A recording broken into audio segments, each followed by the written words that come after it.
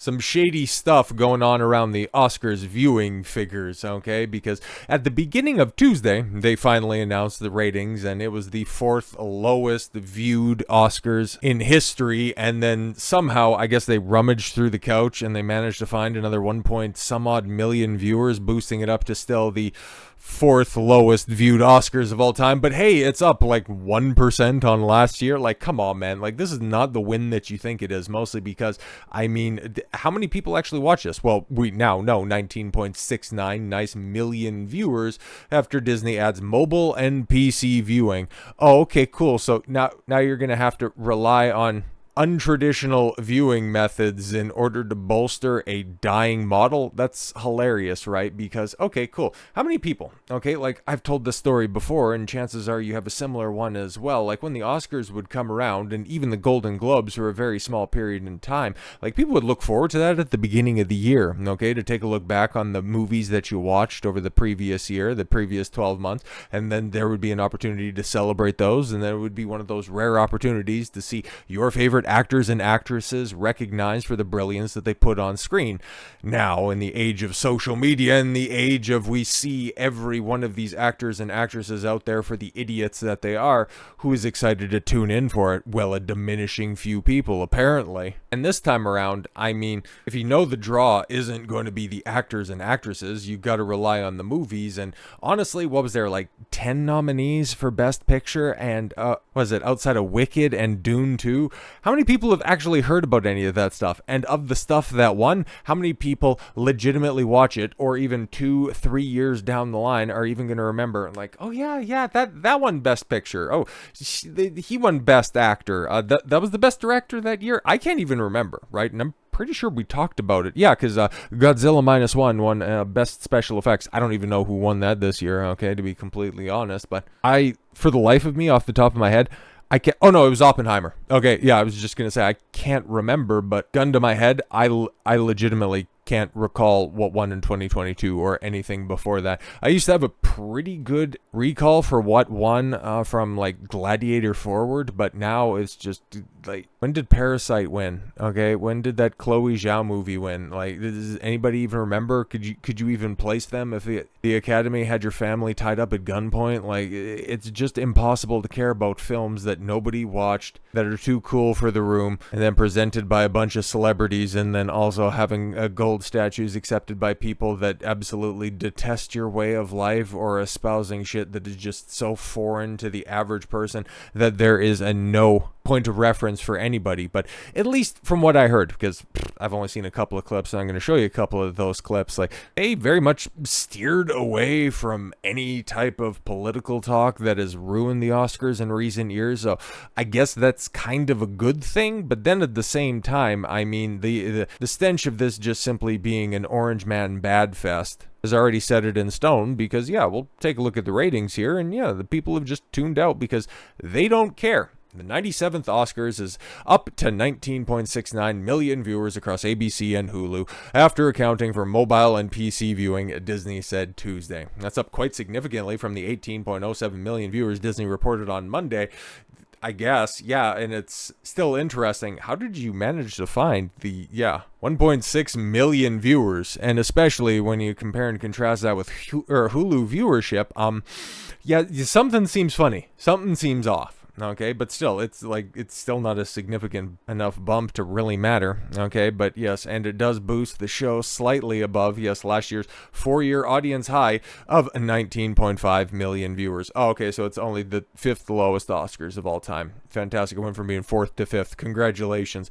PC and mobile viewing is always accounted for in Nielsen's final reporting, though it's not usually this large of a discrepancy. Yeah, exactly. Discrepancy is an interesting way to phrase that. Disney offered the Oscars on streaming for the first time this year via Hulu, and there were a lot of technical issues. Pretty big win for Hulu, because it showcases, much like Tubi's viewership of the Super Bowl, that audiences are responding positively to for live events on streaming. However, yes, while this year's Oscar numbers is slightly boosted higher than 2024, making a 5-year audience high, oh cool, it's not quite the boost that might have been expected by adding a streaming component for the first time, since the show only added about 169,000 viewers. Yeah, that should be the thing right there, okay? Because as cable cutting continues to be the norm, like this dwindling audience, get used to these numbers, bro. Like it's over. It's cooked. And the people that are escaping to alternative modes to get their entertainment consistently, they aren't tuning into your shit, okay? 169,000 viewers? I mean, Andrew Tate was just on the PBD podcast and they were getting 94,000 concurrent viewers. And that was for a podcast that I don't think had that much promotion to it. And this is the fucking Oscars, by the way, which used to compete with the Super Bowl for highest viewed event of the year. It's hard to say, yes, whether the show lost linear viewers completely and added a significant number via streaming, or if linear viewers had switched to Hulu. Yes, this year it's likely a combination of both. The Oscars viewership has been on a steady incline, rising heftily from the hostless 2021 Oscars that drew 10.4, 18.8 for the 95th in 2023, and in 2022 with the slap scene round the world.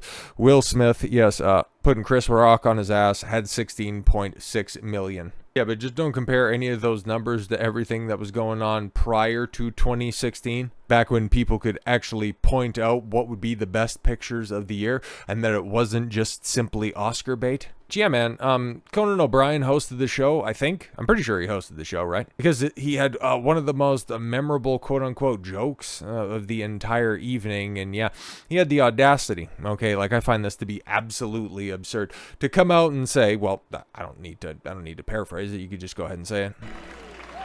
Well, we're halfway through the show, which means it's time for Kendrick Lamar to come out and call Drake a pedophile. So funny how that'll just go ahead and get uproarious laughter when all of those freaks decided to protect the likes of Harvey Weinstein and also gave a standing ovation to the likes of Roman Polanski, and heaven forbid if the New York field office of the FBI ever turns over a certain flight log list, how many of the people in the audience are at risk of having jokes made about them about a theoretical halftime show. So just go ahead and ponder the question as to why nobody wants to tune into the Oscars. Because it used to be about a celebration of Hollywood. It used to be about the celebration of creativity in an industry that was thriving, instead of just self-aggrandizement and depravity. I mean, one of the most pathetic displays, and what really spurred me on, because we could just do a whole point and laugh, look at how irrelevant the Oscars are at this point in time. Look at how all of the, self-important people have collected together in a who gives a shit theater to go ahead and pat themselves on the back. Oh, just look at how pathetic that is. But this really got to me, okay? Like, this was a huge piss off for a multitude of reasons, okay? Because they normally, okay, like the Oscars, and they normally do a pretty decent job about this, okay? They have their in memoriam, those we lost segment, and normally it's a very nice and thoughtful montage of everybody who has contributed to Hollywood in the previous years. And well, there were some very notable exceptions, and you would think, okay, like Michelle Trachtenberg, like most of her career was made on the small screen, okay? She mostly did a lot of her roles of consequence on TV, and given, the short time frame, they might not have been able to get her into the montage, but also, they had this big and very justifiable, by the way, like grandiose presentation. Morgan Freeman came out on stage to give a heartfelt eulogy to the recently deceased Gene Hackman, which, god damn it, man, like that's a very tragic story, and one that man, there's still so much that's out there. But then, hey man, this really does harken back to the whole tradcon idea that, yeah, go ahead and wife up these hoes just because you don't want to be alone at the end of your life. And then you take a look at somebody who's so beloved and well known as Gene Hackman, and you have to kind of reconcile with the fact that, when it's all said and done, you're going to die alone, hopefully not in such a, it's just, that was a sad situation, okay, for somebody who, yeah, I know, like, everybody probably has a Gene Hackman story, but yeah, for the films that I grew up with, okay, everybody has fond memories. Most people have fond memories of the likes of Star Wars or Disney films. I grew up on a lot of Westerns and B movies, okay, and one Western in particular that I had seen a ton of is not the one that you would think of normally with Gene Hackman, okay? It's not Unforgiven, okay? It's definitely The Quick and the Dead, okay? Like, I seen that movie. It's right up there probably with, like, Tombstone and Under Siege 2 as the shit that I seen the most growing up, because that one was always on TBS for whatever reason, and Gene Hackman being the quintessential bad guy in that Sam Raimi Western, I mean, Gene Hackman was one of the best one of the best, and it's terrible to see him go out the way that he did. And it was very nice to see, Morgan Freeman get on stage and, say the nice things that he did about Gene, but to then throw to this in memoriam montage that was missing such notable names, like, okay, cool. The announcement of the passing of Gene Hackman came on the same day as Trachtenberg, so you had the ability to put Hackman in there, which, yeah, okay, he's got 2 Oscars, and he's very, very, very well known, and yeah, no offense to Trachtenberg, but far more famous and far more influential in the business than her. But to also not have Shannon Doherty, who, yeah, passed away very early in 2024, and of course, Tony Todd, who is synonymous with, like, early to mid-2000s horror films. That's very egregious. But the one that really pissed me off that was missing from the in memoriam, and if you've been watching for a while, you know my appreciation for Bernard Hill. I did an entire video dedicated to his passing at 87 years old. He's in arguably of the past, 25 years? I guess the Titanic came out in 97, so of the past 30 years, he's in 3 of the biggest films, Two Towers, Return of the King, and the aforementioned Titanic, and he's not exactly a bit role player. Okay, he was the captain of the Titanic, and then, of course, Theoden King. He was not included in the in memoriam? What the fuck, man? That gets me tight. Holy, that's that one. That does not make any sense at all whatsoever. Okay, it's really egregious. 3 of the biggest films, 2 of which were best pictures, for fuck's sakes. And he wasn't on the in memoriam role? Fuck you, Oscars, man. And especially, you forget somebody as legendary as Bernard Hill, as Tony Todd, but yet you dedicate enough time, not to Sydney Sweeney, which you should have justifiably done, okay? You want to give it to some self-important whore, or I'm sorry, somebody who just pretended to be a whore on screen and got stripped down for a movie nobody's going to remember in, a couple years' time. For her to come up on stage and, shout out sex work. Oh, okay, cool. The #1 industry responsible for human trafficking, which, yeah, you guys would normally be against, unless, of course, it's your own doing it. Like, it's just so disassociated from the rest of the world, and you wonder why your industry is on fucking fire right now. Yeah, win Best Actress and then say, yo, shout out to my whores online. Like, what the fuck are you doing? What are we doing? And Jason Whitlock, he encapsulates this perfectly. Jason Whitlock decries the Oscars and Hollywood's degenerate culture. A porno won more Oscars than The Godfather ever did. The man's not wrong. The man's not wrong. Culture critic Jason Whitlock lampooned the Oscars, Hollywood culture, and more by observing that the porno, yes, it's Anora, right? Like, it's not, I don't think it is. I haven't watched it, but I guess if, Sydney Sweeney was starring in it, maybe more people would have seen it. But in a recent upload to his YouTube channel, Whitlock shared that he watched Anora, which won Best Picture. Okay, cool. I'm legitimately just learning that for the first time. I just thought that this, I forget her name even, he just won Best Actress for that goofy movie, while that very interesting actress and scare quotes for Amelia Perez, just looked on in shock and horror, and no, wasn't just going over old tweets. But after watching it, he stated, "Are you kidding me? This is a adult film." And I'm telling you, that's what went through my mind, particularly during the first hour, 45 minutes to an hour of this movie. This is really interesting. Okay, he explained it starts with a line of strippers and G-strings, topless and G-strings, and then appear to be in some sort of champagne, giving out lap dances, and they're leaving hardly anything to the imagination. Is the first scene of the movie. But hey, man, if they're going to be doing the whole stripper thing in 2025 and they got somebody as mid as her to play, the lead stripper, kind of makes sense, right? Like, at least they're accurate on that one. Good casting choice. From there, Whitlock shared what the film is about. The movie is about a lady of the evening who marries some 21-year-olds. Oh, yes, that's the son of a Russian oligarch.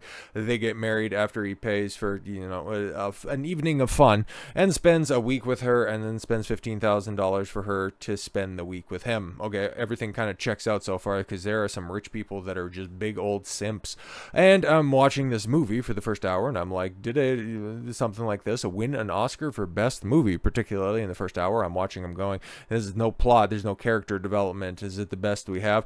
Is this American art? Is this American cinema? Is this the best movie in the world? And yeah, without even the comparisons to The Godfather and my appreciation for it. You've seen that in the background for about 5 years at this point in time. I love me some Godfather. I think I have it purchased like 3 or 4 different times. Like I've got the Muerta edition that's right there, and my Blu-rays of it, and I've got also DVD box set, and I think the Sapphire collection. Is that what they were called there for a second? But yeah, big extended, expanded Blu-rays when they were first coming out. But yeah, I mean, that's a movie that came out in 1974, and people still reference it as, you know, one of the best, if not the best film of all time. Or in 76 when part 2 came out, it's like it's either one. Like it's a toss-up. You can't go wrong either way. But how many people are going to be looking back on Anora? Okay, how many people are even talking about Anora, what, a few days removed from the Oscars themselves? Nobody. That's who. But we talked about this when the nominations came out. Okay, when the Oscars gave, Amelia Perez 13 nominations, more than the 11 that Ben-Hur, Titanic, or Return to the King got. But hey, if you can't even remember one of the quintessential actors in those films, in 2 of those films at least, his passing, why would I expect you to give a shit about the health of the medium moving forward? Just pathetic. So with all that said, thank you all very much for the gift of your time. I've been Don Consuelo. I want you to follow your gut and get after it. Take care, everyone.